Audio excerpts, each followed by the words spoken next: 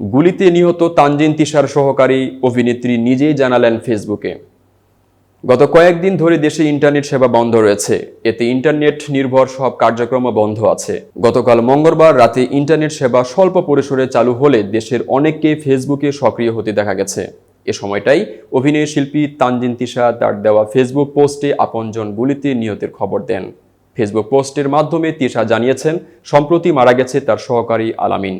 গতকাল রাতে তিশা তার ভেরিফাইড ফেসবুক পেজে তথ্যটি নিশ্চিত করেছেন বলে বেশ কিছু সূত্রে জানা গেছে সহকারী আলামিনের সঙ্গে কয়েক স্থিরচিত্র ফেসবুকে শেয়ার করে তানজিন তিশা লিখেছেন, একটা না দুইটা গুলি কি করে নিয়েছে এই বাচ্চা ছেলেটা। আলামিন কোনো দল অথবা কোনো কিছুর সঙ্গে জড়িত ছিল না।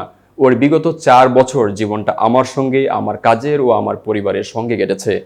ওর জীবনে কোনো পাপ নেই, খুব ছোট্ট একটা মানুষ। এই 4 বছর আমার কাছ থেকে বড় হতে দেখলাম। দোয়া করবেন সবাই আল্লাহর কাছে যেন সুন্দর জীবনে থাকে। তিশা তার ভেরিফাইড ফেসবুক পেজে তথ্যটি নিশ্চিত করেন। ফেসবুক পোস্টে সহকারী আলামিনকে নিয়ে তানজিন তিশা স্মৃতিকাতর হয়ে লিখেছেন, আপনারা হয়তো সবাই ওকে আমার অ্যাসিস্ট্যান্ট হিসেবে চিনেন, কিন্তু ও আমার অ্যাসিস্ট্যান্ট নয়, ও আমার ছোট ভাই।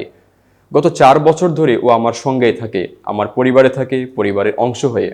আপুর কি লাগবে, আপু কি খাবে, আপু কখন ঘুমাবে, আপুর কখন কোনটা লাগবে, আপুর মনটা খারাপ, মনটা ভালো, সব কিছু এই ছেলেটাই জানতো আর দেখতো।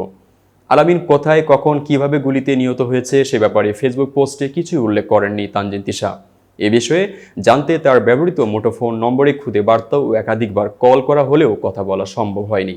তার ঘনিষ্ঠ পরিচালক রাফাত মজুমদার রিঙ্কু বলেন, সহকারীর মৃত্যুর পর তিশা মানসিকভাবে ভেঙে পড়েছেন, হয়তো এ কারণে ফোন রিসিভ করছেন না।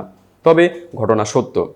শুনেছি গত শুক্রবার বিকেলে উত্তরা হাউস বিল্ডিং এলাকায় আলামিন গুলিবিদ্ধ হয়ে মারা যায়। শনিবার সকালে তিশা আমাকে ফোন দিয়ে কাঁদতে কাঁদতে খবর জানায়, ওর মনটা ভীষণ খারাপ। এতক্ষণ বার্তা বৈঠকের সাথে থাকার জন্য ধন্যবাদ। নতুন নতুন তথ্য ও সংবাদ পেতে বার্তা বৈঠকের ইউটিউব চ্যানেল ও ফেসবুক পেজের সাথেই থাকুন।